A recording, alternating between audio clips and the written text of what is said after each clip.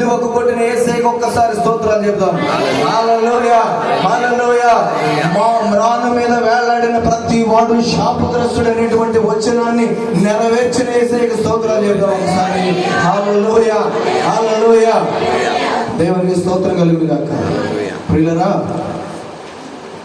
ఈరోజు దేవుడు ఏర్పాటు చేసుకున్నటువంటి ఒక ప్రత్యేకమైన దినంగా నేను భావిస్తున్నాను. చాలా దినాల తర్వాత మళ్ళీ దేవుడు నన్ను తన సన్నిధికి నడిపించుకొని తాను ప్రేమించి ఏర్పరచుకున్నటువంటి మీ మధ్యలో నన్ను సజీవుడిగా నిలబెట్టినందుకు నా మటుకు నేను దేవుని ఎంతగానో స్తుతిస్తున్నాను. అంత మాత్రమే కాదు కానీ ఈరోజు ముందుగా సహోదరులు చెప్పినట్లుగా ఒక ప్రత్యేకమైన దినంగా ప్రపంచమంతా జరుపుకుంటూ ఉన్నారు. అదేమిటో తెలుసా? Good Friday. ఈ గుడ్ ఫ్రైడేకి చాలా ఒక విశిష్టత అనేది బైబిల్లో మనకి కలిగి ఉన్నట్లుగా మనం చూడగలుగుతాం.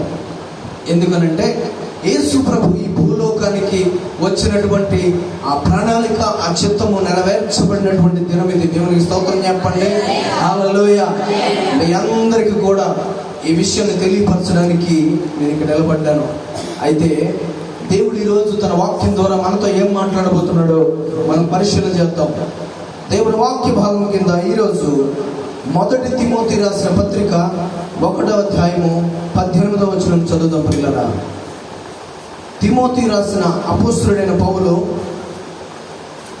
తన కుమారుడిగా చేసుకున్నటువంటి తిమోతికి రాసినటువంటి పత్రిక, 1 తిమోతికి రాసిన పత్రిక 1వ అధ్యాయము 18వ వచనం చదవాలి. 1 తిమోతి 1:18. నా కుమారుడు అయిన తిమోతి, నీవు విశ్వాసమును మంచి మనస్సాక్షియు కలిగిన వాడవై నిన్ను గూర్చి ముందుగా చెప్పబడిన ప్రవచనముల చొప్పున ఈ మంచి పోరాటము పోరాడవలెనని వాటిని బట్టి ఈ ఆజ్ఞను నీకు అప్పగించుచున్నాను. అట్టి మనస్సాక్షిని కొందరు త్రోసివేసి విశ్వాస విషయమై ఓడబద్దలై పోయిన వారి వలె చెడి ఉన్నారు. వారిలో హోమెనయును అలెగ్జాండరును ఉన్నారు. వీరు దూషింపబడకుండా శిక్షింపబడుటకై వీరిని సాతానులకు అప్పగించుతిని. దేవునికి స్తోత్రం చెప్పండి ఒకసారి. అందరూ కళ్ళు మూసుకొని తలలో ఉంచండి, ప్రార్థన చేసుకొని త్వరితంగా ముందుకెళ్ళిపోదాం. మహాపరిశుద్ధుడైన తండ్రి, సకల ఆశీర్వాదాలకు కారణభూతుడా, నిన్ను ఈ దినాన మేము స్తుతిస్తున్నాం ప్రభువా. అయ్యా, నీవు మాకు గడిచిన కాలంలో చేసినటువంటి ప్రతి మేలును బట్టి నీకు స్తోత్రం అని చెప్తున్నాం తండ్రి. అయ్యా, ఇదిగో ఈరోజు ఉపవాస దినాన నీ సన్నిధిలో నీ వాక్కు కొరకు, అయ్యా నీ కృప కొరకు కనిపెట్టుకొని వేడుకొలుచుండగా, అయ్యా అపారమైనటువంటి నీ వాక్కును మా మీద కుమ్మరించుకొని ప్రార్థిస్తున్నాను.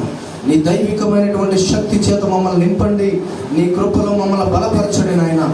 మాలో ఉన్నటువంటి ప్రతి వ్యతిరేకతను, ప్రతి చీకటిని నీ దైవికమైనటువంటి వెలుగు ద్వారా బయలుపరిచి, అయ్యా ఏ మాత్రము కూడా ప్రభు మాలో చీకటి లేకుండా చేసి వెలుగు సంబంధులగినట్లుగా మమ్మల్ని నడిపించి బలపరిచి మీరే మహిమ పొందమని యేసు క్రీస్తు వారి అతి శ్రేష్టమైన నామములో ప్రార్థిస్తూ వేడుకొనుచున్నాము తండ్రి. ఆమేన్, ఆమేన్. ఒకసారి దేవునికి స్తోత్రం చెప్తాం. చప్పట్లు కొట్టి దేవునికి స్తోత్రం చెప్తాం గట్టిగా.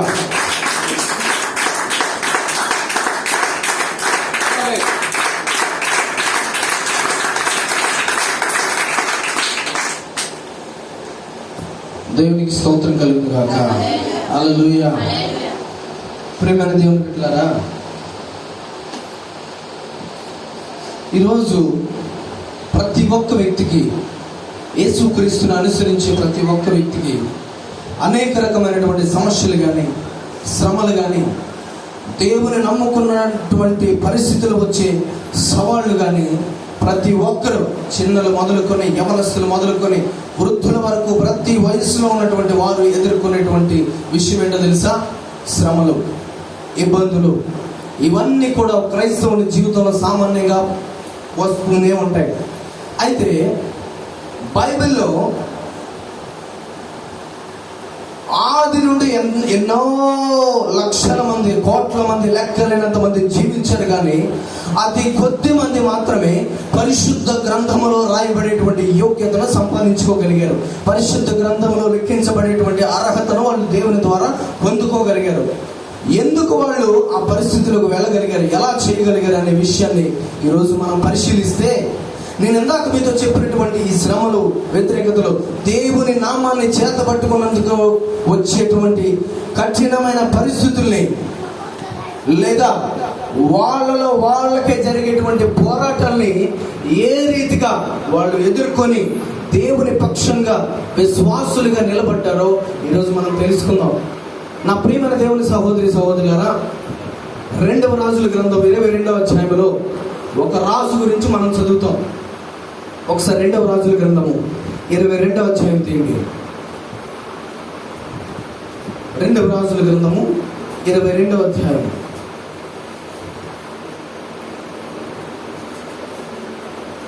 మొదటి వచనంలో మనం గమనిస్తే, యోషియా ఏలన ఆరంభించినప్పుడు 8 ఏండ్ల వాడై యెరూషలేమునందు 31 సంవత్సరములు ఏలెను. అతని తల్లి బొస్కతు ఊరివాడకు ఆదాయకు కుమార్తె అయిన యెదీదా. అతడు యెహోవా దృష్టికి యథార్థముగా నడుచుచు కుడి ఎడమలకు తిరుగక తన పితరులకు దావీదు చూపిన ప్రవర్తనకు సరిగా ప్రవర్తించను. దేవునికి స్తోత్రం చెప్పడం సరే. హల్లెలూయా. అక్కడ జరిగిన పరిస్థితి ఏంటో మీకు వివరిస్తాను. బైబిల్ చూడడం అయిపోయింది, ఇప్పుడు ఇక్కడ నా వైపు చూడండి. ఆ రోజుల్లో ఇశ్రాయేలు ప్రజలు దేవునికి విరోధంగా తిరిగిపోయారు. ఏదైతే వద్దని చెప్తున్నాడో, ఏదైతే చేయొద్దు అంటున్నాడో దానినే చేయడానికి సిద్ధపడిపోయే రోజులవి. అయితే దేవుడు తన ప్రజలకు ఒక పాఠం నేర్పించాలని, దేవుడు తన ప్రజల క్రమశిక్షణలో పెట్టడానికి వారిని శత్రు సమూహానికి అప్పగించేవాడు. ఇది దేవుడు పెట్టినది కాదు, కానీ మనం పరిశీలన చేయగలిగితే దేవుని ప్రజలు, ఇశ్రాయేలు ప్రజలు తమకు తాముగా తమ క్రియలను బట్టి కొని తెచ్చుకున్నటువంటి పరిస్థితిగా మనం చూడవచ్చు. అప్పుడు జరిగింది ఏంటో తెలుసా? శత్రువులు వచ్చారు. దేవుడు నెమ్మదినిచ్చి, అమ్మ సుఖంగా ఉండండి బాబు, నెమ్మది కలిగి ఉండండి, సంతోషంగా ఉండండి, దేవుని యొక్క ఐశ్వర్యం అంతా కూడా మీకు, దేవుడు తన ఐశ్వర్యం అంతా కూడా మీకు ఇస్తాడు అని చెప్పినటువంటి ప్రతి మాటను త్రోసివేసి ప్రజలు దేవునికి విరోధంగా తిరిగినటువంటి ఆ రోజుల్లో దేవుడు ఏం చేశాడు తెలుసా? శత్రువులకు అవకాశం ఇచ్చాడు. ఈ శత్రువులు వచ్చి దేవుని ప్రజల మీద దాడి చేసి కొందరిని పాడు చేసి కొందరిని చంపి కొందరిని చెరగా పట్టుకొని పోయారు. పట్టుకొని పోయిన తర్వాత వారు ఊరకే ఉండలేదు. ఏం చేశారు తెలుసా? దేవుడు తన నివాస స్థలముగా కోరుకున్నటువంటి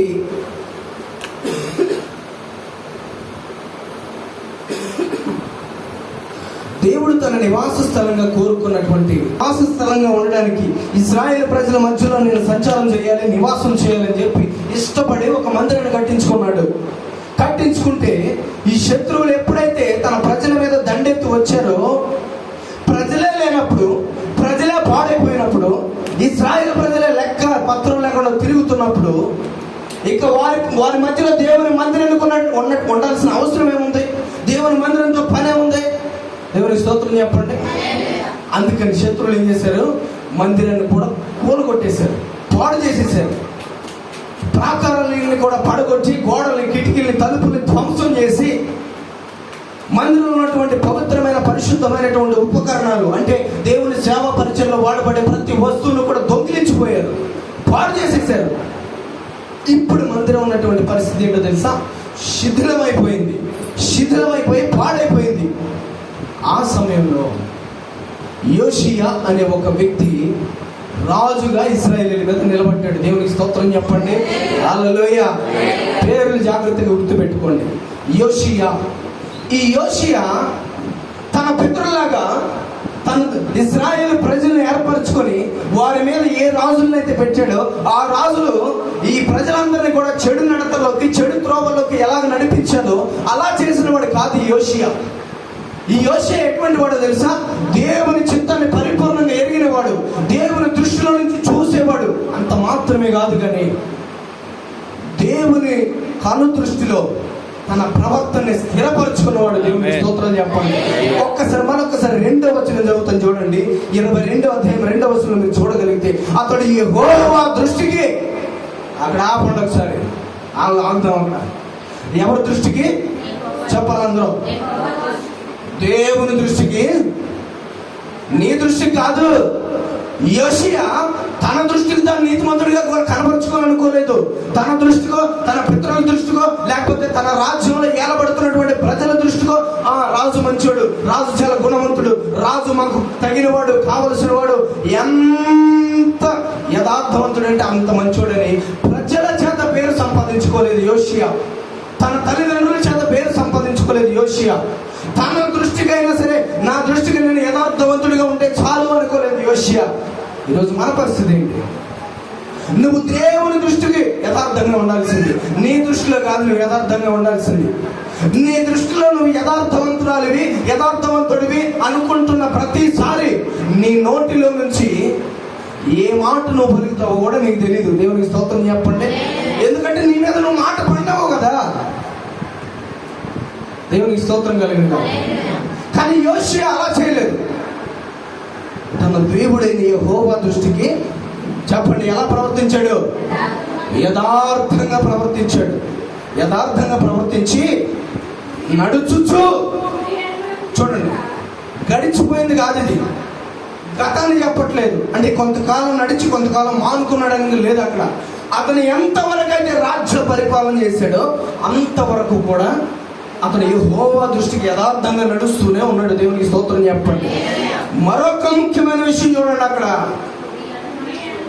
అది మాత్రమే కాదు కానీ కుడికి ఎడమకి.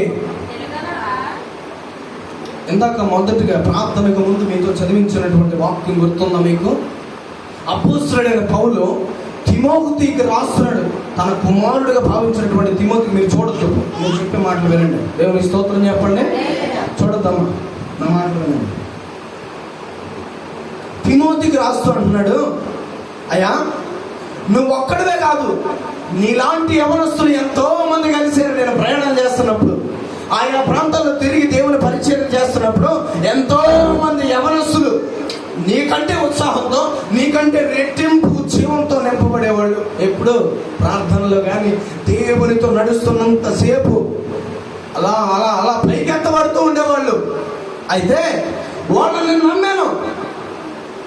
దేవుని మార్గంలోకి పరిపూర్ణంగా వచ్చేసారు వీళ్ళు, దేవుని త్రోవలో నడుస్తున్నారు వీళ్ళు, ఇంకా వీళ్ళకి ఆటంకం ఏమీ లేదు, దేవుని పరిచయంలో బలంగా వాడబడతారు వీళ్ళు అనుకునే సమయానికి ఊహించిన పరిస్థితులు ఎదురైనాయి పౌలుకి.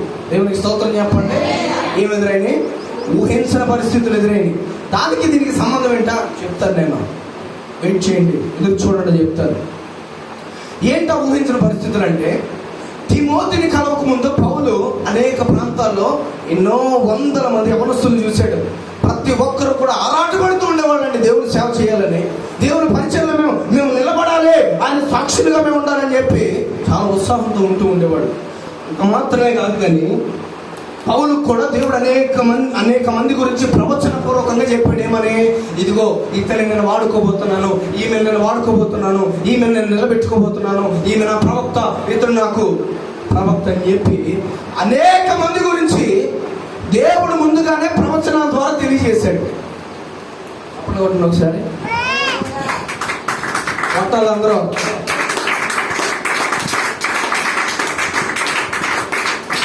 చెప్పండి, దేవుడు ఏం చేశాడు పౌలుకి? వింటున్నారు అందరూ? దేవుడు ప్రవచనాల ద్వారా యవనస్తులందరి గురించి, లేదా పరిచయంలోకి ఎవరైతే వచ్చారో వాళ్ళందరి గురించి ముందుగానే తెలియజేశాడు. ఏమని? వాళ్ళు నేను ఏర్పరచుకున్న వాళ్ళే, వాళ్ళు నా చిత్తంలో ఉన్నవాళ్లే, వాళ్ళు నా పరిచయంలో వాడుకుందాం అనుకుంటున్నాను అని తెలియజెప్పిన వాళ్ళు వీళ్ళందరూ. మరి తిమోతితో ఈ మాట ఎందుకు చెప్తున్నాడు పౌలు? ఆలోచించండి ఒకసారి. అపోస్తలుడైన అపోస్తలుడైన పౌలు తిమోతిని నా కుమారుడా అని పిలుస్తున్నాడు. ఎందుకని?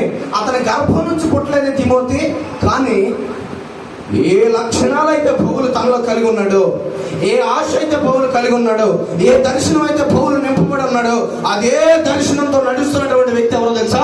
తిమోతి. దేవునికి స్తోత్రం చెప్పండి. గతంలో అపోస్తలుడైన పౌలు ఇంతమందిని చూశాడు, యవనస్తుల్ని, కానీ ఏ ఒక్కరు కూడా తిమోతిలోకి లేరండి. ఎందుకనో తెలుసా? వాళ్ళ గురించి ముందుగానే ప్రవచనాల ద్వారా దేవుడు చెప్పినా సరే ఆ ప్రవచనాల నుంచి తప్పుకుపోయారు. ఎలా తప్పుకున్నారు తెలుసా? మామూలుగా తప్పుకోలేదు తెలుసా? మామూలుగా తప్పుకోలేదు. అక్కడ మీరు చదవగలిగితే వారి మనస్సాక్షిని కూడా తోసిపడేశారు. అంతే, మనస్సాక్షిని కూడా లెక్క చేయలేదు. వాళ్ళలో దేవుడు పెట్టినటువంటి ఆ గద్దింపుని, మనస్సాక్షిని కూడా నిద్రపుచ్చి, నీతో నాకు పని లేదని చెప్పి అలా మౌనంగా ఉండవు, కూర్చో అక్కడ అని చెప్పి ఏం చేశారు? ఓడ బద్దలైపోయిన వాళ్ళలాగా ప్రవర్తించడం మొదలు పెట్టారు. ఓడ బద్దలైపోయినాడు ఏం చేస్తాడు తెలుసా? తిన్నగా పోలేడు. ఓడ బద్దలైపోవడం అంటే ఏంటి? ఈరోజు నీ జీవితం పరిస్థితి ఏంటో ఒకసారి ఆలోచించుకమ్మా. నీ నావికుడిగా యేసయ్యను కనుక నువ్వు నిలబెట్టుకోలేకపోతే, నీ నావను నేనే నడుపుకుంటాను నా నావనే అని నువ్వు నిర్ణయం తీసుకుంటే, అవసరం లేదు నా నావకి నేనే తెడ్డేసుకుంటాను అని నువ్వు అనుకుంటే, నా చుక్కాని నా చేత్తోనే పట్టుకొని తిప్పుతూ ఉంటాను, నేను నా పడవను నడుపుకోగలను అని నువ్వు ఆలోచిస్తే జరిగేది ఏంటో తెలుసా? నీ ఓడ బద్దలైపోద్ది. నీ ఓడ బద్దలైపోద్ది. ఆ రోజు కూడా అనేక మంది తిమోతికి దేవుడు చూపించాడు, కానీ ప్రతి ఒక్కరు కూడా మనస్సాక్షిని దోసేశారు. మనస్సాక్షిని పట్టించుకోకుండా, వాళ్ళ ప్రవర్తన ఏంటో స్థిరపరచుకోకుండా, అసలు వాళ్ళ ప్రవర్తన ఏంటో దేవుని దృష్టికి యథార్థంగా ఉందో లేదో కూడా పరిశీలన చేయకుండా ఏం చేశారమ్మా? ఏమైపోయారు? ఓడ బద్దలైపోయిన వాళ్ళలాగా తయారైపోయారు. ఓడ బద్దలైపోయిన వాడు ఇంక ఓడలో ఉంటాడా? చెప్పాలి, మాట్లాడండి. ఉండడా? ఓడ బద్దలైపోయినాడు, ఓడలో కూర్చున్నట్టాడా ఇలా మౌనంగా? ఓడ బద్దలైపోతుంది అని తెలియక ముందే ఓడలో నుంచి కిందకు దుంకుతాడు. ఆ ఓడ ఎవరో తెలుసా? నిన్ను నన్ను ఈ పాపపు లోకపు శాపాల నుండి విడిపించినటువంటి ప్రభు అయిన యేసుక్రీస్తు. దేవునికి స్తోత్రం చెప్పండి. హల్లెలూయా. ఆ ఓడ నుండి ఈ యవనస్తులు దూకేశారు. దూకేసి తీరానికి చేరుకుంటున్నారంటే కాదు, తీరం వైపు వెళ్ళట్లేదు. తీరం వైపు వెళ్ళాలని ప్రయత్నం చేస్తున్నారు. తీరం వైపు చేరుకుంటే బ్రతికి బట్ట కట్టవచ్చు, కానీ తీరం వైపు వెళ్ళట్లేదు. వీళ్ళు ఎటు వెళ్తున్నారు? అలల చేత కొట్టబడి ఈ తీరం వైపు ఈదుతూ ఉంటాడు, ఈదొచ్చు, ఈదుతూ ఉంటాడు, ఈద్దామని ప్రయత్నం చేస్తూ ఉంటాడు, కానీ అల ఏం చేస్తుంది? వెనక్కి లాక్కుపోతూ ఉంటుంది. ఆ అలని ఎదిరించే శక్తి బలవంతుడికి లేదు. అది లేదు కాబట్టి ఓడలో దేవుడు మనల్ని నడిపించుకుంటూ తీసుకెళ్తున్నాడు. దేవునికి స్తోత్రం చెప్పండి. కానీ వాళ్ళు ఏం చేశారు? ఓడ బద్దలైపోయిన వాళ్ళు ఎలా అయితే భయంకరమైన కేకలు పెడుతూ నీళ్లకు దూకేసి ఏదో అంతే, ఈదితే సరిపోద్ది. ఓడ బద్దలైపోయింది, ఓడ తిరగబడిపోయిందా అది మన మీద పడి మనం ముంచేయగలుగుతాం. దేవునికి స్తోత్రం చెప్పండి. ఓడ మామూలుగా ఉన్నంత వరకు అది చక్కగా మనం మోసుకొని నీళ్ళ మీద తేలి ఆడించుకుంటూ తీసుకెళ్ళగలుగుతాం. కానీ ఆ ఓడ బద్దలైపోయి ఒక్కసారి తిరగబడింది అనుకో, దాని కింద పడిన వాడు ఈ మాత్రం కూడా బయటికి రాలేడు. దేవునికి స్తోత్రం కలిగిన. అప్పుడు ఏం చేస్తారు వీళ్ళు? తీరం లేదు, ఏమీ లేదు, ఎటు పడితే అటు ఈదో అంతే. వాడు ఎటు ఈదుకుంటూ వెళ్తాడో వాడికి తెలియదు. అలాంటి స్థితిలో పడిపోయారు కొందరు యవనస్తులు. వీళ్ళని చూపించి పౌలు అంటున్నాడు, నేను చాలా మందిని చూసానయ్యా, ఇలా అంటారు, వెంటనే పడిపోతారు. ఎందుకో తెలుసా? వారి దృష్టికి వాళ్ళు యథార్థవంతులే, కానీ దేవుని దృష్టికి వాళ్ళు యథార్థవంతులు కాదు. అంత మాత్రమే కాదు, వాళ్ళు గుడి ఎడమలకు తిరుగుతున్నటువంటి వ్యక్తులు. ఈరోజు నీ పరిస్థితి ఏంటి? యేసు ప్రభు నావలో నేను నడిపించుకు వెళ్తుంటే ఇటు కాదు ఇటు వెళ్దామని చెప్పి ఆయన చేతిలో ఉన్నటువంటి ఆ స్టీరింగ్ని, చుక్కాని తీసుకొని తిప్పి తిప్పి తిప్పి తిప్పి ఓడ బద్దలైపోయే వరకు, ఏదైనా రాయికెళ్ళి బలంగా గుద్దుకునే వరకు నీ జీవితాన్ని నాశనానికి నడిపించుకొని, అప్పుడు ఓడ బద్దలైపోయాక నీళ్ళలోకి దూకేసి ఏదలేక తీరాన్ని చేరుకోలేక యేసయ్యా అని మొదలు పెడతాం. అప్పుడు దాకా యేసు ప్రభు గుర్తుకురాడు. ఇదంతా ఎందుకు చెప్తున్నాను తెలుసా? ఈ యోషియా అనే వ్యక్తి ఒక రాజు, దేవుని ప్రజల మీద రాజుగా ఉన్న వ్యక్తి అన్నమాట. ఈ రాజు ఏలను ఆరోపించినప్పుడు చాలా చిన్న వయసు అతనిది, 18 సంవత్సరాలు. 8 సంవత్సరాలకి రాజు అయ్యాడు అతను. ఏ సంవత్సరాలకి? 8 సంవత్సరాలకి రాజు అయ్యాడు. 8వ ఏట అతనికి ఎలా తెలుసు అసలు యథార్థత అంటే ఏంటో? అతనికి ఎలా తెలుసు దేవుని త్రోవల్లో కుడికి ఎడమకి తిరగకుండా నేరుగా సూటిగా నడవాలని ఎలా తెలుసు అతనికి? నేను ప్రశ్నిస్తున్నాను. ఈ యోషియా దేవుని చిత్త ప్రకారంగా నడిచాడు. అలా నడవడానికి అతను సహాయపడింది ఏంటో తెలుసా? అదే దేవుని స్తోత్రం చెప్పండి. తనకు సహాయపడి దేవుని త్రోవలో యథార్థంగా నడవడానికి, ఆయన త్రోవల నుండి కుడికి ఎడమకి తిరగకుండా ఉండడానికి అతనికి మాదిరి చూపించింది ఏంటో తెలుసా? తన పితరులు చేసినటువంటి చర్య. దేవుని స్తోత్రం చెప్పండి. దావీదు తన పితరుడు, అంటే దావీదు డైరెక్ట్ గా యోషియాని కనలేదు, కానీ అతని తాతల ముత్తాతల తరాల్లో ఉన్నటువంటి వ్యక్తి దావీదు. ఈ మధ్యలో ఉన్నటువంటి వాళ్ళు అంటే యోషియా తండ్రి, తాత, అతని ముత్తాత గాని దేవుని మార్గాల్లో నడిచిన వాళ్ళు కాదు. అయితే వీళ్ళెవరిని మాదిరిగా తీసుకోలేదు అతను. నువ్వెవరి మాదిరిగా తీసుకుంటున్నావు ఈరోజు? వీళ్ళెవరి ప్రవర్తనని కూడా అతనికి ఆధారంగా తీసుకోకుండా తన పితరుడైన దావీదు చేసిన చర్య అంతటి ప్రకారం ఒక్కటి కూడా విడిచిపెట్టలా. ప్రతి చర్య, ప్రతి క్రియ, ప్రతి విధమైనటువంటి నడిపింపులోనికి అతను నడవడానికి ఇష్టపడ్డాడు. ఆ రోజుల్లో అద్భుతమైన విషయం జరిగింది. అది ఏంటో వివరిస్తా చూడండి. మందిరం ఎలా ఉంది? శృంగారించబడి ఉందా? చెప్పాలి. మందిరం ఏ స్థితిలో ఉంది చెప్పండి. నోరు తెరవాలి మీరందరూ. మందిరం ఏ స్థితిలో ఉంది? గట్టిగా చెప్పండి. విన్నారు కదా?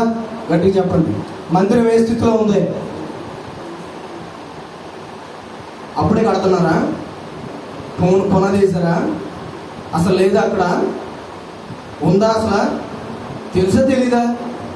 ఏదో ఒకటి చెప్పండి అమ్మా,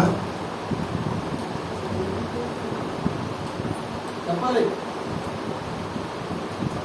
మందిరము శిథిలమైపోయిన స్థితిలో ఉంది. ఏ స్థితిలో ఉంది? అక్కడేమో ఓడ బద్దలైపోయిన స్థితిలో ఉంది, ఇక్కడేమో మందిరం శిథిలమైపోయిన స్థితిలో ఉంది. దేవుని స్తోత్రం చెప్పండి. ఎందుకయ్యా స్తోత్రం? శిథిలమైపోయిన స్తోత్రం చెప్తావు మాతో. నువ్వు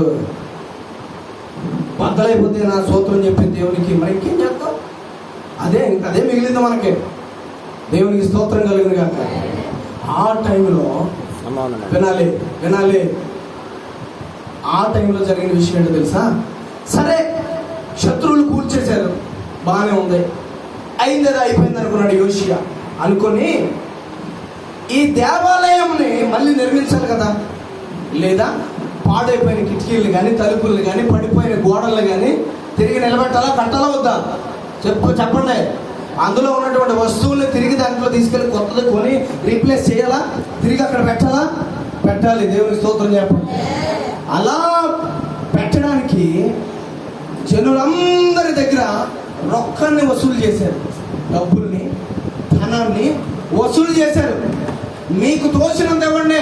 మందిరం శిథిలమైపోయింది, దాన్ని శిథిలమైపోయిన స్థితిలో నుంచి తిరిగి కట్టాలంటే, ఆ శిథిలమైపోయిందని బాగు చేయాలంటే దానికి కొంత వెల అవసరం. దేవుని స్తోత్రం చెప్పండి.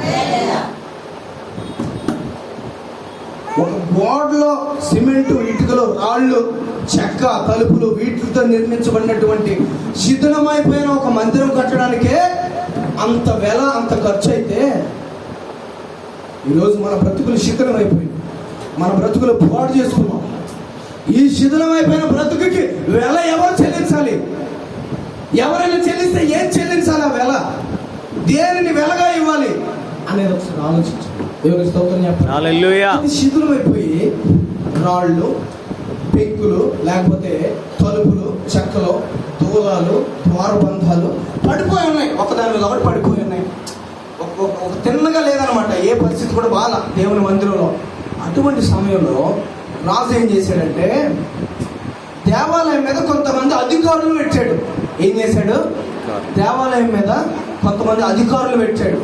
ఈ అధికారులు చేసే పని ఏంటో తెలుసా? ప్రజలందరి దగ్గర వసూలు చేయబడినటువంటి ప్రతి పైసా ఈ అధికారుల దగ్గరే ఉంటుంది. దేవుని స్తోత్రం చెప్పండి. మీకు అర్థమయ్యేలా తర్వాత చెప్తాను. ఈ ప్రజలందరి దగ్గర వసూలు చేసినటువంటి ప్రతి ఒక్క పైసా కూడా ఎవరి దగ్గర ఉంటుంది చెప్పాలమ్మా? అది ఈ రాజు నియమించినటువంటి దేవాలయం మీద అధికారుల చేతిలోకి ఈ సొమ్ము అంతా వచ్చి నిలవ ఉంది. అంత మాత్రమే కాదు కానీ ఈ అధికారులు నమ్మకస్తులుగా పేరు తెచ్చుకున్నారంట. నమ్మకస్తులని ఎంచబడ్డారంట రాజు ద్వారా. అందుకనే రాజు ఏమన్నాడు తెలుసా, ఈ అధికారుల కంటే పైన ఉన్న మంత్రుల్ని వాళ్ళని వీళ్ళని పిలిపించి, మీరు అధికారుల జోలికి పోవద్దయ్యా, అధికారులు నమ్మకస్తులని నేను నమ్ముతున్నాను, వాళ్ళకి అప్పగించిన పని వాళ్ళు జాగ్రత్తగా చేసుకుంటారు, మీరెవరూ కూడా వాళ్ళ మీద సూపర్వైజింగ్ చేయాల్సిన అవసరం లేదు, పర్యవేక్షణ చేయాల్సిన పని లేదని చెప్పి రాజు అన్నాడు అనమాట. ఈ అధికారుల దగ్గర ఏముంది? ఇప్పుడు ధనం ఉంది, చెప్పండి, అధికారం ఉంది.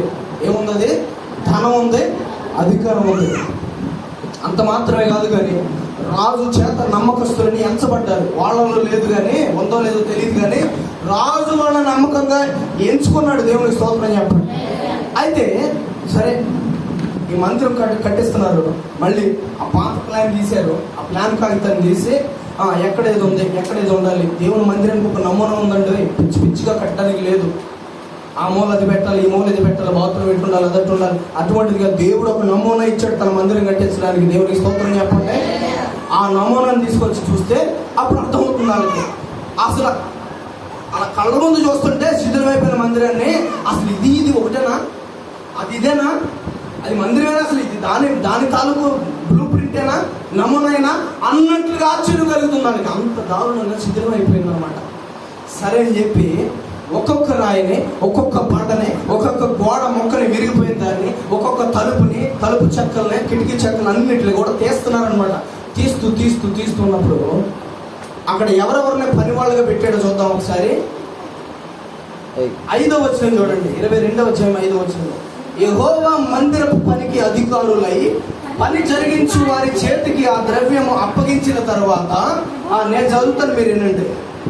యెహోవా మందిరమందలి శిథిలమైన స్థలములను బాగు చేయుటకై యెహోవా మందిరపు పని చేయు కూలివారికి వారు దానిని ఇయ్యవలెననియు, వడ్ల వారికి, శిల్పకారులకును, కాంస్య పని వారికి మందిరమును బాగు చేయుటకై మ్రాణులనేమి, చెక్కిన రాళ్ళనేమి కొనుటకు ఇయ్యవలెనని తెలియజెప్పుము. దేవునికి స్తోత్రం చెప్పండి.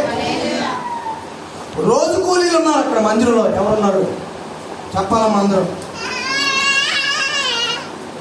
పుస్తకంలో బైబిల్లో చదవడం అయిపోయింది, మీరు అందరూ చూడాల్సిన పని లేదు, నా వైపు చూడండి.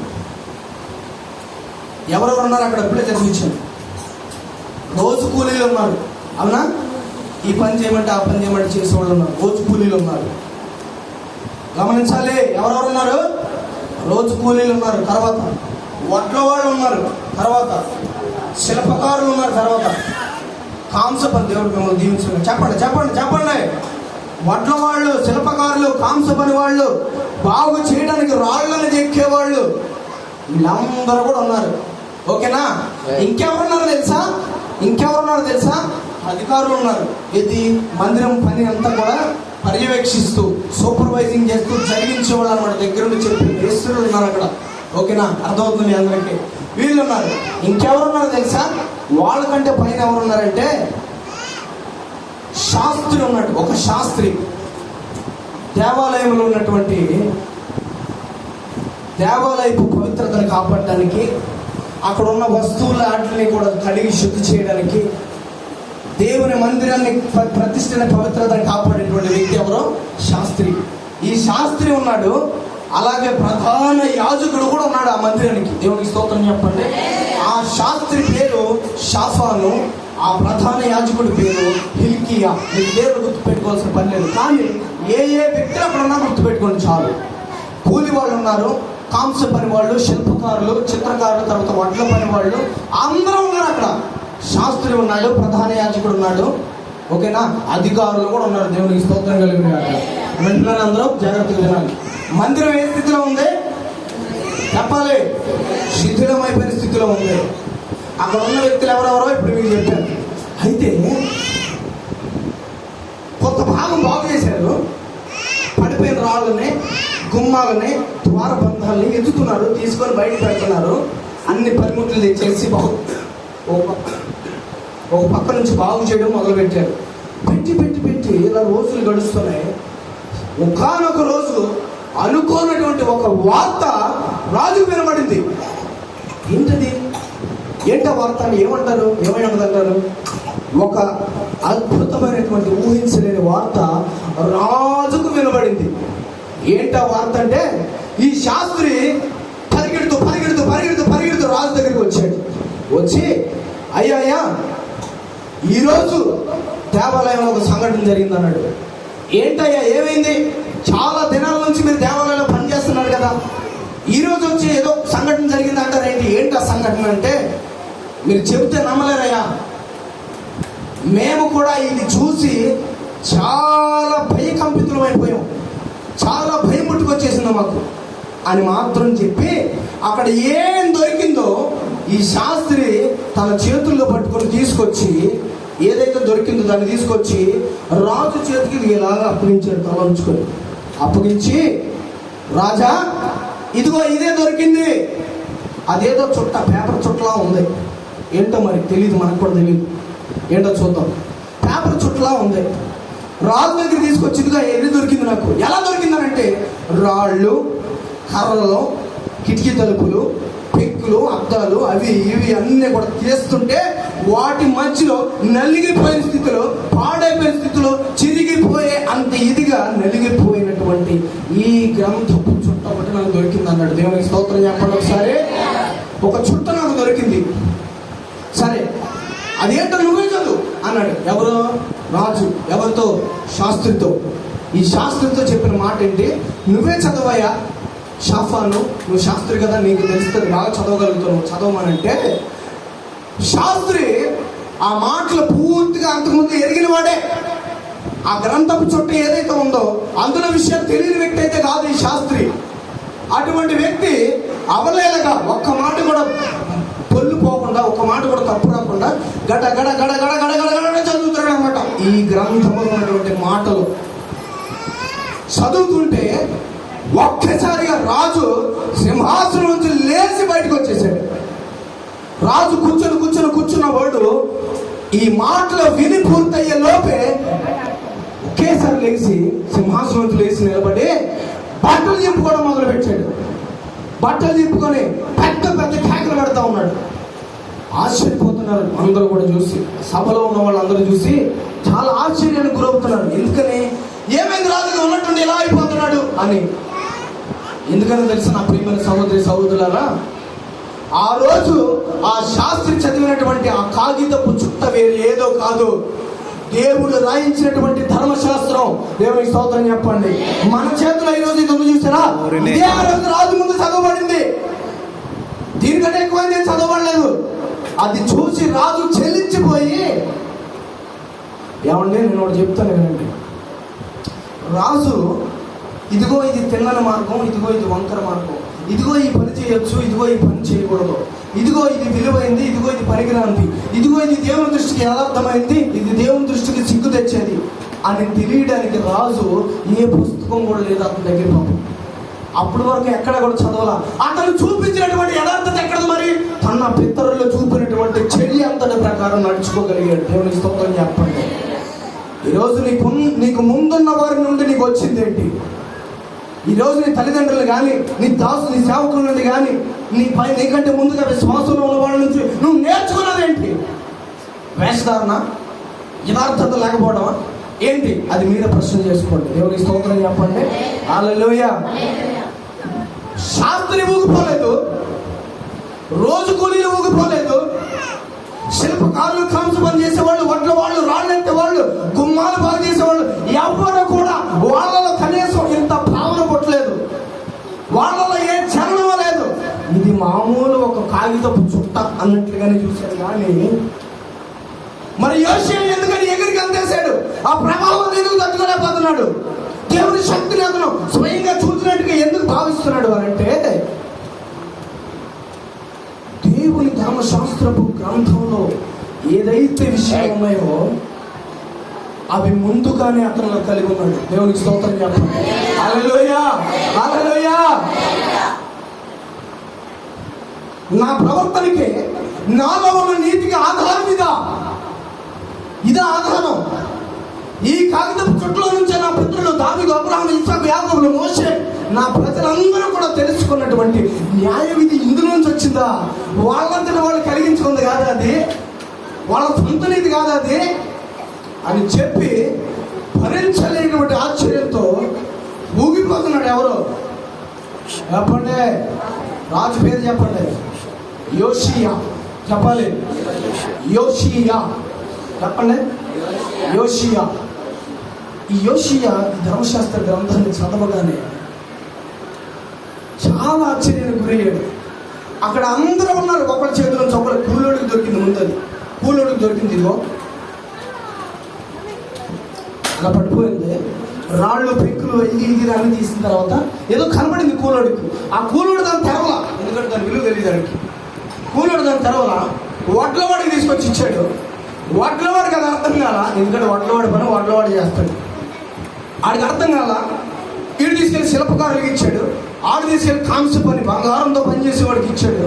ఆడు తీసుకెళ్ళి గుమ్మలు అది బాగా చేసి పెయింటింగ్ చేసేవాడికి ఇచ్చాడు. వాడికి ఏం తెలియదు. ఈయన తీసుకెళ్ళి ప్రధాన యాజకుడికి ఇచ్చాడు. ఆయన తీసుకెళ్ళి శాస్త్రికి ఇచ్చాడు. శాస్త్రికి కూడా శాస్త్రులు ఆ కాగితపు చుట్టల్లో ఉన్న మాటల విషయంలో ఆరితేరిన వ్యక్తులండి. దేవుని స్తోత్రం చెప్పండి. శాస్త్రులకి ప్రతి వాక్యం తెలుసు, దాంట్లోది చదువుకున్న వాళ్ళు శాస్త్రికి ఇస్తే శాస్త్రి చదివి ఇది ఫలానా అని తెలుసుకొని అప్పుడు రాజు దగ్గర తీసుకెళ్ళాడు. కానీ ఈ మాటల్లో ఉన్న ప్రభావం ఎవరిలో పనిచేసిందంటే రాజులో మాత్రమే పనిచేసింది. ఈ మాటల్లో ఉన్నటువంటి విలువను ఎవరు తెలుసుకోగలిగారంటే రాజు మాత్రమే తెలుసుకోగలిగాడు. ఎందుకన్నా తెలుసా? అతడు దేవుని దృష్టికి యథార్థవంతుడిగా నడిచాడు. మనుషుల్ని సంతోష పెట్టాలని చూడలేదు. ఒక అడుగట్టు ఒక అడిగించు, కొంతసేపు అధ్యయనం, కొంతసేపు ఇచ్చేయటం, కొంతసేపు దేవుని బిడ్డలుగా పేరు తెచ్చుకోవడం, కొంతసేపు అన్నిలో కలిసిపోవడానికి ప్రయత్నాలు చేయటం. దేవుని స్తోత్రం చెప్పండి. దాన్ని ఏమంటారు తెలుసా? నువ్వు ఓడెక్కావు, ఓడ బద్దలైపోయింది, నువ్వు ఎటు వెళ్తున్నావు నీకు తెలియదు. ఇట్లా యవనస్తుల గురించి ముందుగానే దేవుడు చెప్పాడంటే వీళ్ళని ఇంత బలంగా వాడుకోబోతున్నానని. కానీ మోషే వారి విషయంలో వెనక తగ్గిపోయాడు. ఎందుకని తగ్గిపోయాడు తెలుసా? వాళ్ళ ప్రవచనాలను కూడా పనికి రాకుండా చేసి వాళ్ళని వాడుకుంటాను అని చెప్పినటువంటి దేవుడు వాగ్దానాలను కూడా లెక్క చేయకుండా, వినండి, లెక్క చేయకుండా ఏం చేశారు తెలుసా? వాళ్ళు మనసాక్షిని తోసేశారు, అణిచివేసుకున్నారు. అంతే. మనసాక్షిని గెలవనివ్వలేదు. నువ్వు చేసే తప్పు అని మనసాక్షి చెప్పింది అనుకో, నువ్వు నోర్మై అని అంటవే వాళ్ళ పని. అమ్మ నువ్వు దేవుని పెట్ట కదమ్మా, నువ్వు ఈ కార్యం చేయకూడదమ్మా, వీళ్ళలో పాలు పొందకూడదమ్మా, నువ్వు నోరు మొయ్యి నేను చెప్తున్నాను, నువ్వు నోరు మూసుకోను, నాకు తెలిసి ఏం చేయాలి అనేటువంటి మనసాక్షిని కూడా చంపేసేటువంటి స్థితిలో వాళ్ళు. ఆ మనసాక్షిని చంపడం ద్వారా జరిగిన పరిస్థితి ఏంటి? ఆ మనసాక్షిని చంపుకోవడం వల్ల దేనికి దారి తీస్తుంది? అది చెప్పండి. ఓడ బద్దలైపోవడానికి కారణమైంది. ఆ ఓడ బద్దలైపోయాక పిల్లరా, కుడికి వెళ్తున్నావో తెలీదు, ఎడమకి వెళ్తున్నావో తెలీదు, వెనకంజ వేస్తున్నావో తెలీదు, ముందడికి వేస్తున్నావో తెలీదు, నీ భక్తి ఏంటో నీకే తెలీదు, ఎదుగుతున్నావో తెలీదు, పడిపోతున్నావో తెలియదు. ఎందుకో చెప్పనా? దేవుని యొక్క ఆ న్యాయ విధిని విడిచిపెట్టేశాడు. యోషియాకి ఈ ధర్మశాస్త్ర గ్రంథం దొరకని చెప్తా ఇంకా అవ్వలేదు. ఆ విషయం ఇంకా అవ్వలేదు. ఆ టైంలో దేవునికి స్తోత్రం చెప్పండి. యోషియాకి ధర్మశాస్త్రం దొరకగానే ఏం చేశాడంటే కొంతమంది పనివారిని పిలిపించి ఆ రాజు కింద ఉన్న వాళ్ళని, ఎవరక్కడ రండి అంటే చెప్తాం చెప్పండి అని అంటే, ఈ రాజు అన్నాడు అతనితో, వాళ్ళతో అన్నాడు, మీరు ఈ క్షణమే తక్షణమే వెళ్ళి ఫలానా ఊరిలో ఒక ప్రవక్తిని ఉంటుంది. ఎవరుంటారు? ఒక ప్రవక్తిని ఉంటుంది. దేవునికి స్తోత్రం చెప్పండి. ఒక ప్రవక్తిని ఉంది. ఆమె దేవుని దగ్గర విచారణ చేసే వ్యక్తి, మధ్యవర్తిత్వం చేసే వ్యక్తి. సామాన్య ప్రజలకి దేవునికి సంభాషణ జరగాలంటే అది ఏంటో తెలియజెప్పేటువంటి వ్యక్తి అనమాట. దేవునికి స్తోత్రం చెప్పండి. ఆ వ్యక్తి దగ్గరికి మీరు వెళ్ళిపోయి, అమ్మా ఇదిగో మా రాజు దేవాలయం పని చేపిస్తున్నప్పుడు ఈ కాగితపు చుట్ట దొరికింది. ఈ కాగితపు చుట్టని తీసుకెళ్లి రాజుకు మేము ఇచ్చినప్పుడు రాజు దీన్ని చదివి ఎగురుతున్నాడు, బట్టలు చెప్పుకుంటున్నాడు, వాళ్ళ దగ్గర వీళ్ళ దగ్గర పరిగెడుతున్నాడు. నాకేంటో అర్థం అవ్వట్లేదు అని ఆ ప్రవక్తిని దగ్గరికి వెళ్ళిపోయి చెప్తున్నారు. ఈ ధర్మశాస్త్రంలో ఉన్నటువంటి మాటలు చదివిన తర్వాత దేవుడు మా గురించి ఏమనుకుంటున్నాడు? ఇప్పుడు మా గురించి దేవుడు ఏమనుకుంటున్నాడు? మాకు కీడు రాబోతుందా, మేలు చేయబోతున్నాడా? మా ప్రవర్తన బాగుందా, బాగోలేదా? వ్యర్థమైన తలంపులు పెట్టుకుని ఉన్నామా, దేవుని దృష్టికి యథార్థంగా ఉంటున్నామా అనే పరిశీలన చేయండి అయ్యా అని పంపించాడు. ఆ ప్రవక్తని దగ్గరికి వెళ్ళి వీళ్ళు అంటారు, ఇదిగమ్మా రాజు మాకు ఈ మాటలు చెప్పాడు అని అంటే ఆమె అంటది, నేనేం చేయాలని మీరు అనుకుంటారంటే నువ్వు యెహోవా యొక్క విచారణ చేయి. దేవుని స్తోత్రం చెప్పండి. దేవుని దగ్గర విచారణ చేసి ఈ ధర్మశాస్త్రం శిథిలాల్లో ఇరుక్కొని చిక్కుకొని నలిగిపోయి పాడైపోవడానికి కారణం మేమేనయ్యా. ఇశ్రాయేలు ప్రజలే, నీ ప్రజలే. నీ ధర్మశాస్త్రాన్ని పాడు చేయడానికి కారణం నీ ప్రజలే. కాబట్టి మమ్మల్ని క్షమిస్తావా, లేకపోతే మా మీదకి ఏదైనా రప్పించబోతున్నావా అనే విషయం మేము తెలియాలనుకుంటున్నాము అని చెప్పిన వెంటనే అక్కడ జరిగేటువంటి సంఘటన ఏంటో చెప్పనా? ఒకసారి చదవండి. 10వ వచనం చదువుతుంది చూడండి. 22వ అధ్యాయము 10వ వచనం. యాజకుడైన హిల్కియా నాకు ఒక గ్రంథం అప్పగించినని రాజుతో చెప్పి, ఎవరు చెప్పారు? శాస్త్రి చెప్తున్నాడు. వినాలి, జాగ్రత్తగా వినాలి. శాస్త్రి రాజు దగ్గరికి వెళ్ళి అంటున్నాడు, నాకు యాజకుడు ఒక గ్రంథం ఇచ్చాడు అని చెప్పి ఆ గ్రంథమును రాజు సముఖమందు, ఎవరు మధ్యలో ఇంకెవరు లేరండి, డైరెక్ట్గా face to face, direct in the presence of the king, రాజు సముఖంలోనే చదివాడు. ఏంటది? ఆ ధర్మశాస్త్ర గ్రంథాన్ని చూడండి. అప్పటి వరకు కూడా గ్రంథం అనే ఉంది. ఎప్పటి వరకు అది తెరవకుండా చదవనంత వరకు కూడా అది ఏదో ఒక పుస్తకం అనుకున్నారు. కవులు రాసిందో, రచయితలు రాసిందో, ప్రేమికులు రాసిన పాటలు, ఏ పుస్తకాలు, కవిత్వాలు, కావ్యాలు, ఇంకేమంటారు, నవలలో ఏదో అనుకున్నారేమో. అప్పటి వరకు దాన్ని గ్రంథం అని భావించారు. కానీ అది తెరిచి రాజు సముఖమును చదవగా రాజు ఆ గ్రంథం మామూలు కాదు. ఆ గ్రంథం అది ధర్మశాస్త్రము గల ఆ గ్రంథపు మాటలు వినినప్పుడు తన బట్టలు చింపుకున్నాడంట. ఎందుకని? పిచ్చెక్కిందా రాజుకి? మతి చెల్లించిందా? ఆలోచన లేదా? దేవుని స్తోత్రం చెప్పండి. నీ ప్రవర్తన నీదే. దావీదు అంటున్నాడు, నీ ఆజ్ఞలను నేను అనుసరించినట్లుగా నా ప్రవర్తన స్థిరపడి ఉండినా ఎంత మేలయ్యా. అంటే ఏంటి? నీ ఆజ్ఞల్ని, ధర్మశాస్త్రాన్ని, నీ మార్గాల్లో నేను నడవాలంటే అసలు ఏముండాలి? ముందు నా ప్రవర్తన స్థిరపడాలి. నా ప్రవర్తన స్థిరపడాలి. ఓడబద్దలైపోయాక ఇంకా స్థిరత్వం ఏది? కొంతసేపు మునుగుతూ ఉంటాం, కొంతసేపు తేలుతూ ఉంటాం, కొంతసేపు ఇటు ఇస్తే అలొస్తుందని మళ్ళీ ఇటు తిరిగి ఇది కొడుతూ ఉంటాం. దేవుని స్తోత్రం చెప్పండి. హల్లెలూయా. అప్పుడు ఈ రాజు ఈ మనుషులందరినీ పంపించి, ప్రవక్తని దగ్గర పంపించి ఒక మాట దేవుని దగ్గర విచారణ చేయమని చెప్తాడు. చూడండి 13వ వచనం చూడండి. మీరు పోయి ఆ పరిచారకులు పిలిచి, చూడండి రాజు చెప్తాడు అనమాట, ఆ పరిచారకులు పిలిచి మీరు ఏం చెప్పాలని, మీరు పోయి దొరికిన ఈ గ్రంథపు మాటలను వచ్చి నా విషయంలోనూ, జనుల విషయంలోనూ, యూదా వారందరి విషయంలోనూ యెహోవా యొద్ద విచారణ చేయుడి. ఏం చేయాలి? విచారణ చేయాలి. దేవుని స్తోత్రం చెప్పండి. నీ ప్రవర్తన యథార్థంగా ఉందని, ఏంటి నీ చర్య అంతా కూడా దేవుని సాక్షులు, దేవుని పరిశుద్ధులు, పరిశుద్ధ గ్రంథంలో ఉన్నటువంటి నీతిమంతుల మాదిరిగానే ఉందా అని అర్థమవుతుందా? నీ క్రియలు దేవుని దృష్టికి అంగీకారంగా ఉన్నాయా అని, నువ్వు కుడికి కానీ ఎడమకు కానీ తొట్టెళ్లకుండా సరైన తిన్నని మార్గంలోనే నడుస్తున్నావా అని ఎప్పుడైనా దేవుని దగ్గర విచారణ చేసావా? నమ్ముకుంటే సరిపోయిందా?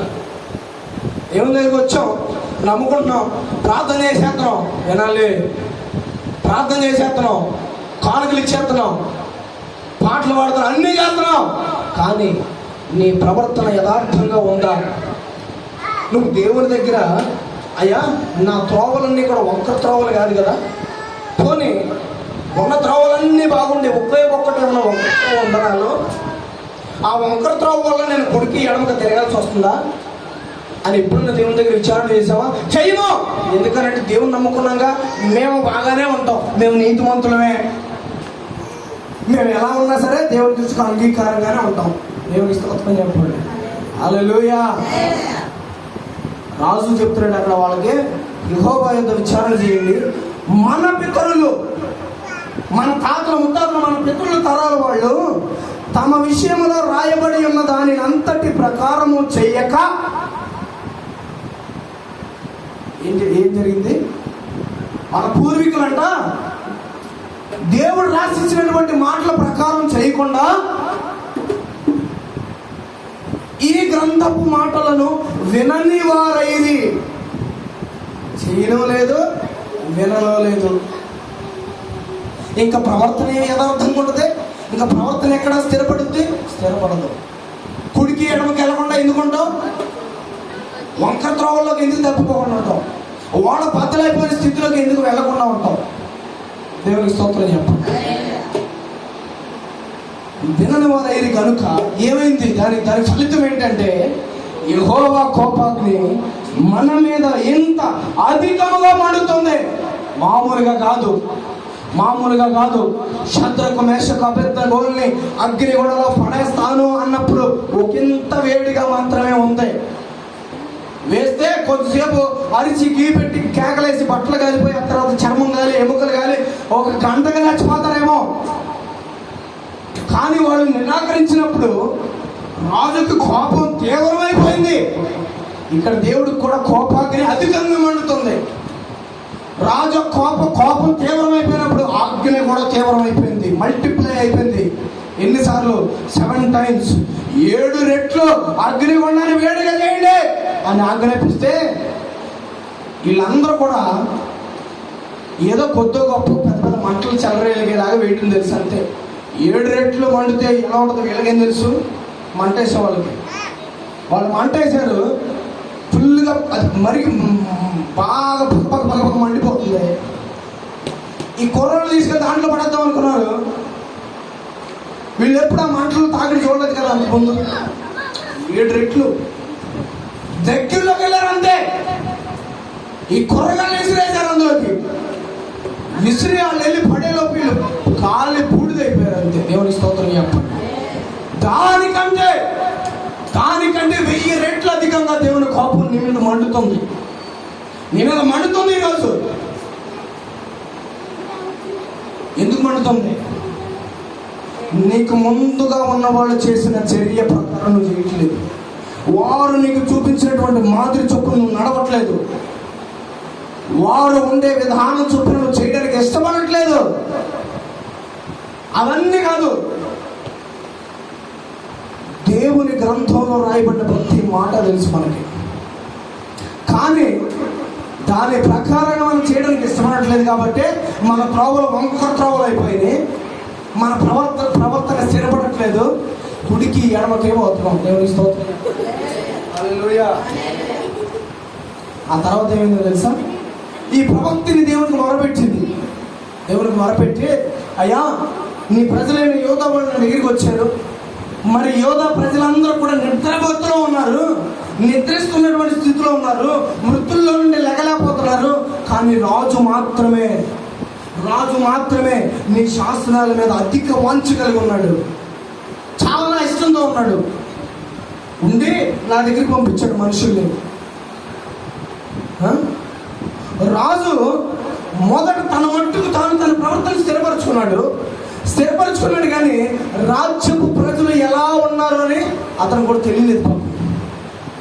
కానీ రోజు చూస్తూనే ఉన్నాడు బలాత్కారం జరగడం, రాజ్యంలో అడుగు పెడితే చాలు అబద్ధాలు చెప్పడం, మోసకృత్యాలు చేయడం. కొంతసేపు ఈ రాజ్యంలో ఉంటారు, మరుసటి రోజు ఆ రాజ్యంలో ఉంటారు. దేవునికి స్తోత్రం చెప్పండి. కొంతసేపు ఈ భక్తి పరులతో ఉంటారు, కొంతసేపు భక్తిహీనుల దగ్గర కూర్చుంటారు పోయి. ఈ ప్రవర్తన చూస్తున్నాడు కానీ అతను ఏమి కూడా చెప్పలేకపోతాడు. ఎందుకని? ధర్మశాస్త్రం చదివితేనే కానీ అతనికి తన ప్రజలు చేసేది ఏంటో గుర్తుకు రాలా. ఇది చదివిన వెంటనే అయ్యో నా దేశం పాడైపోబోతుంది అర్థమైపోయింది అతనికి. అయ్యో నా రాజ్యాన్ని దేవుడు నాశనం చేయబోతున్నాడు, నా రాజ్యాన్ని దేవుడు కోపాగ్నితో దహించబోతున్నాడు అని చెప్పి తెలుసుకొని ప్రవక్తల దగ్గరికి పంపించాడు. ఈ ప్రవక్త విచారణ చేసి చెప్పిన విషయం ఏంటో తెలుసా? చూడండి, 16వ వచనంలో యెహోవా సెలవిచ్చినది ఏమనగా, యోధారాజు చదివించిన గ్రంథంలో రాయబడి ఉన్న కీడంతటిని ఏది విడిచిపెట్టకుండా నేను ఈ స్థలం మీదకి దాని కాపురస్తుల మీదకి రప్పిస్తున్నాను. చూసారా? చూసి వెళ్తారమ్మా. మేము బడిలో చదువుకునేటప్పుడు ప్లాస్టిక్ వేసినప్పుడు డస్ట్లో ఉంటాయి చూసారా ఎర్రగా, అది వాడేవారు. అవి తొందరగా అరిగిపోతున్నాయని ఇంత స్పాంజ్ ముక్క పెట్టి అలసటది ఇంత ముక్క పెట్టి దానికి ఏం అతికిచ్చారు? చెక్క ముక్క అతికిచ్చారు. ఇది తుడవడానికే అనుకునేవాళ్ళం మేము. కానీ మాస్టర్లు ఏం చేసేవాడు తెలుసా? ఎవడైనా నిద్రపోతున్నా, పక్కోటి చెవులు కొరుకుతున్నా ఆ డస్టర్ తీసుకుని నేరుగా మూతుకు తగిలేలాగా ఇసిరేవాడు. సాయంత్రం దాకా నిద్ర లేకుండా చక్కగా వినేవాళ్ళం క్లాస్ మేము. దేవుని స్తోత్రం చెప్పండి.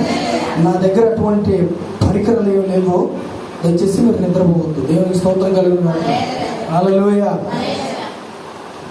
ఈ స్త్రీ చెప్పింది ఏంటో తెలుసా? అవును, నువ్వు ధర్మశాస్త్రం చదివింది నిజమే, యథార్థ ప్రవర్తన పోగొట్టుకున్నారు, మనసాక్షిని చంపుకున్నారు, కుడికి ఎడమకి పోతున్నారు. అంతకు మించి దేవుని దృష్టికి మేము ఎలా ఉన్నామనే విషయాన్ని కూడా పట్టించుకోకుండా ఉన్నాడు. కాబట్టి దేవుడు ముందుగా చెప్పినట్టే నిజంగానే మేము కోపం మండుతుందయ్యా, నిజంగానే కోపం మండుతుంది అని చెప్పింది అనమాట ఈవిడి. చూడండి, అక్కడ కీడంతటిని విడిచిపెట్టకుండా నేను ఈ స్థలం మీదకి దాని కాపురస్తుల మీదకి రప్పించును. ఈ జనులు నన్ను విడిచి వేరే వాళ్ళకి ధూపం వేస్తూ తమ సకల కార్యాల చేత నాకు కోపం పుట్టిస్తున్నారు. అప్పుడు 18వ వచనం చూడండి ఒకసారి. యెహోవా యొద్ద విచారణ చేయుటకై మిమ్మల్ని పంపిన యోధారాజులకు ఈ మాట తెలియజెప్పుడి. ఇశ్రాయేలు దేవుడైన యెహోవా సెలవిచ్చినదేమనగా, ఈ స్థలము పాడగులనియు దాని కాపురస్తులు దోషాస్పదులనియు నేను చెప్పిన మాటలను ఆలకించి మెత్తని మనస్సు కలిగి యెహోవా సన్నిధిని దీనత్వము ధరించి నీ బట్టలు చింపుకొని నీ సన్నిధిని కన్నీళ్లు రాల్చితివి, నా సన్నిధిని కన్నీళ్లు రాల్చితివి కనుక నీవు చేయి మనవిని నేను అంగీకరించి ఉన్నాను. దేవుని స్తోత్రం చెప్పండి. యోషియా ఏమని ప్రార్థన చేశాడు తెలుసా? అయ్యా, మేము చేస్తున్న పనులకి నువ్వు మమ్మల్ని శిక్షించడం న్యాయమే, నీ కోపాగ్ని మా మీద మండడం కరెక్టేది. కానీ నువ్వు ఆది నుండి మమ్మల్ని ఏర్పరచుకున్నావు కదా, మమ్మల్ని పిలుచుకున్నది నువ్వే కదా, అది నిజమే అయితే నీ కోపాగ్ని మా మీద నుండి తప్పించిన ఆయన అని చెప్పి ఎలా ప్రార్థన చేశాడు తెలుసా? వినండి, వాత వేయబడిన మనసుతో ప్రార్థన చేయాల, బండబారిపోయిన హృదయంతో ప్రార్థన చేయాల. ఎలా ప్రార్థన చేశాడు చూడండి. అక్కడ దేవుడు చదివించిన మాటలను బట్టి వాటిని ఉద్దేశించి ఏమని ప్రార్థన చేశాడు?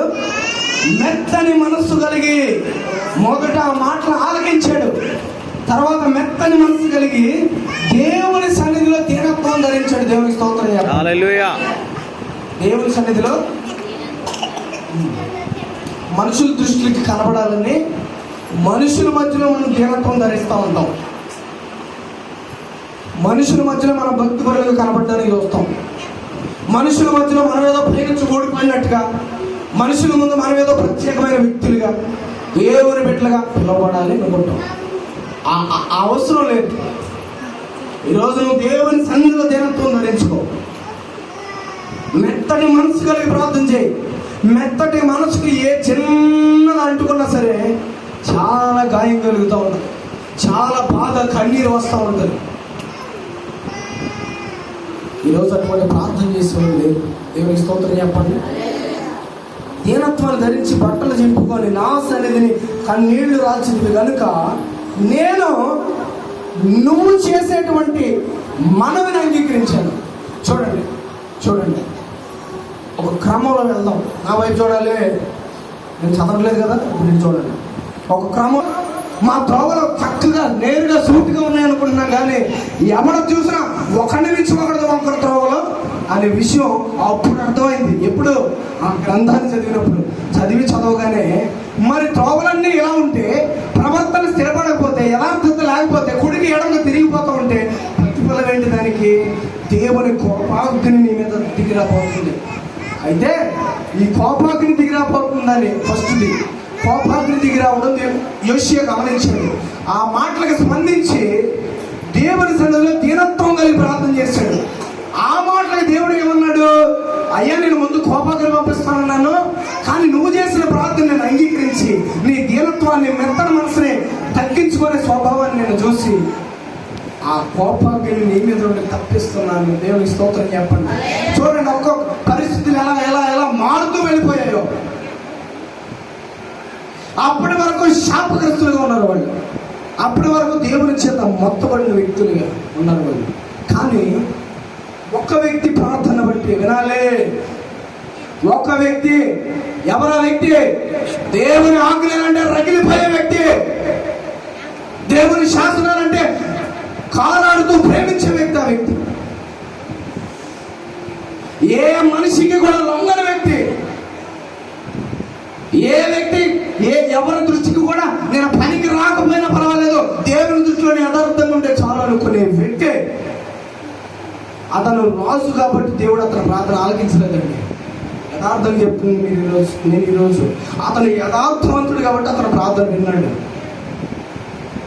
అతను దేని మనసు కలిగి ప్రార్థన చేశాడు కాబట్టి అతను ప్రార్థన విన్నాడు. చెప్పాడు దేవుడు, అయ్యా నువ్వు చేసిన ప్రార్థన నేను విన్నాను, అయితే ముందుగా నేను చెప్పాను కదా కీడు రాబోతుందని, నువ్వు చేసిన ప్రార్థన బట్టి ఆ ఆలోచన నేను మార్చుకున్నాను, నా నిర్ణయం నేను వెనక తీసుకొని ఏమన్నాడు తెలుసా? చూడండి 20వ వచనం చూడండి. నేను నిన్ను నీ పితరుల యొద్ద చేర్చుదును, నీవు నెమ్మది నొందిన వాడవై, ఈ మాట పట్టుకోండి మీరు అక్కడ, నీవు నెమ్మది నొందిన వాడవై సమాధికి చేర్చబడదు, ఈ స్థలము మీదకి రప్పింపబో కీడును నీవు నీ కన్నులతో చూడవు, ఇది యెహోవా వాక్కు. అంతట వారు ఈ వర్తమానము రాజునకు తెచ్చింది.